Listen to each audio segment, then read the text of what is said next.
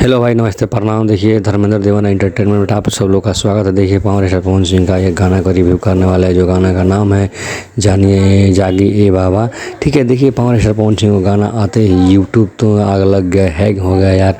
इतना ज़्यादा क्रेज बना हुआ था पावर स्टार पवन सिंह का ये जागी ए बाबा गाना का। गाना सुन के पहले वाला फीलिंग जो गाना में आता था, वो पहले वाला फीलिंग गाना में आ गया यार। हम लोग सुन के मियाज मस्त हो गया। ये 10 बार 8 बार 10 बार 20 बार सुन रहे हैं हम। गाना सुनते मियाज नहीं मान रहा है, बार बार सुनने का जी कर रहा है। देखिए, पावर स्टार पवन सिंह गाना आते ही बवाल मच गया, क्योंकि ये गाना जो पहले पुराना परंपरा जो था, वैसे ही याद दिला दिया कि पावर स्टार पवन सिंह का ये गाना बहुत ब्लास्ट है। और पहले का जो याद दिला दिया पहले का।